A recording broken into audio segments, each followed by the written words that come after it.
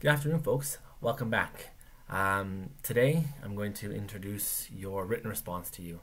But please keep working on your projects. I see that some of you have sent it in to me already, which is fantastic. I've marked it if you sent it in already.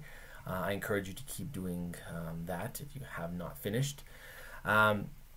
Going forward, I'm going to introduce this to you today. I won't make a video Friday because Friday is a PD day, so technically we wouldn't be in class, so I'm not going to give you any work. And I'm not going to do anything on Monday either because Monday is technically Victoria Day, so it's a long weekend. I will make the first video for Unit 5 on Tuesday. So we're almost there. So, like before, you're going to find a link to a doc on our D2L, and you're going to just do what the doc says. I'm just going to read it to you just so that if that helps you out, and then you'll have this on YouTube to look back on.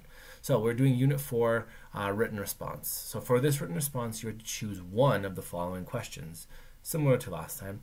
The reason it's bold is because I don't want you doing more than one. You're going to write a paragraph response. So it has to be at least 2 paragraphs.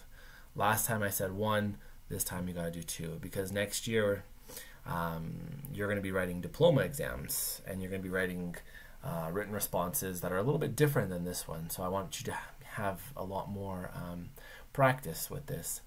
So I would strongly recommend you use outside sources. If the only source that you use is this booklet, that's totally fine. If you wanted to use an article or a book that you've read, you could do that as well. So you're going to write it on a Google Doc and share it with me only when you're finished, because some of you have been doing this with your projects as well. When you share something with me, essentially what you're doing is you're giving it to me to mark. That's how I interpret it. I mark whatever's there. If there's missing questions, if it's all blank, well then I just assume that you didn't understand it, didn't want to do it, or whatever in between. So when you hand it in, or when you share it with me, consider that like you're physically giving it to me in my hands. You wouldn't ask for something back afterwards, so think of it that way too. So you have to have at least 5 sentences per paragraph. That's pretty basic. Your grammar and your spelling will count. So on the on this doc here, you'll see an example of a word that is spelled wrong. If you spell words wrong, that red line is there, and you send it to me, you show me that you don't really concern yourself with grammar, and I'm going to show you that grammar is important. Same thing goes with the blue lines too. The blue lines means that you've just used the word incorrectly. You're not wrong, but you're just not 100% right. So make sure you proofread it, and also make sure you reread it so that it will catch words that are spelled correctly but used in the wrong context. So keep that in mind as well. So you're going to choose one of the following questions. There's only 3 of them. So the first one is, how did the 1930s set the stage for the start of the Second World War? So we're talking about kind of like the rise of nationalism there. What sort of events took place? And there are so many to choose from. So I won't. That one seems pretty open, so I won't dig too deep on that one. Okay, second question. Choose one year from the Second World War, so between 1939 and 1945, and describe 2 events and how they influenced how the war played out. If you want to choose 2 years and 2 events, you can. If you want to just stick with 1 year, you can. For example, 1942 is probably a really easy year.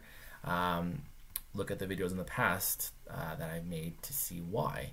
And tell me why those events influenced how the war turned out.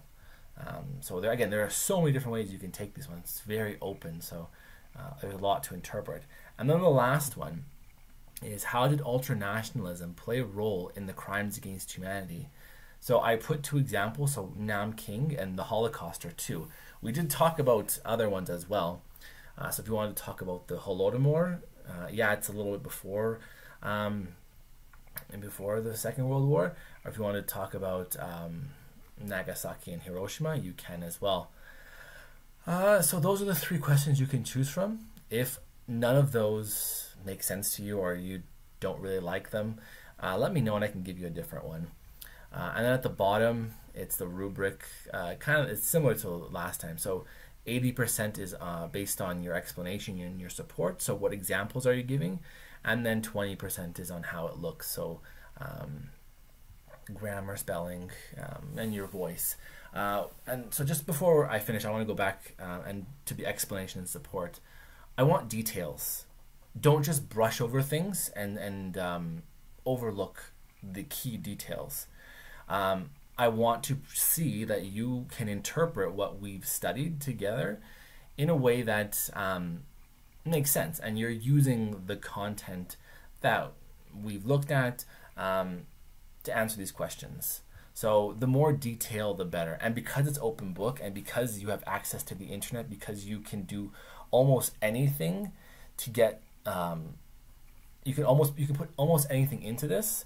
I would expect details. You know, sure, if we were sitting in class right now, and it was, you just had the laptop in front of you, it's a little different, especially if you don't have notes. But you have notes, you have the internet, you have Wikipedia, which is a good start off point. Don't necessarily follow everything they say, but you have access to so many different things. So that's basically it. So once I post this video, you'll find the link here and just do like what we did in Unit 3. So that's basically it. One more thing though, today I had to go to school and pick up something I had forgotten, and I walked into our classroom and I just had a nostalgic moment there, and it felt weird looking at the desks and how everything was arranged. I kind of missed it, not gonna lie, but that's just me. Maybe for some of you this is probably one of the a very welcomed break, but I'm assuming a lot of you, you miss school in some way or another. I'm sure you miss me, because I mean, that's probably the best part of your day, just walking into social and seeing this look back at you. Anyways, that's enough of my ego trip. So that's it. I will see you on Tuesday. If you have any questions, please email me. Some of you have been emailing me at really strange hours, like 1, 2, 3 in the morning. You should probably get some sleep and work when the sun is out. But anyways, that's your life. I'm not going to jump in too much. Offer still stands if you wanted to do a online chat, especially if you need help with some of these questions or this project. Let me know. And if you don't feel comfortable with a one-on-one, if a group of you wanted to, I would be totally welcome with that too. Okay, so that's it. Enjoy your day. It looks like a nice day. It looks like it'll be nice this week. Have a nice long weekend. I don't think you can do a whole lot, but things are opening up, so there's that. Stay safe, and I will see you Tuesday.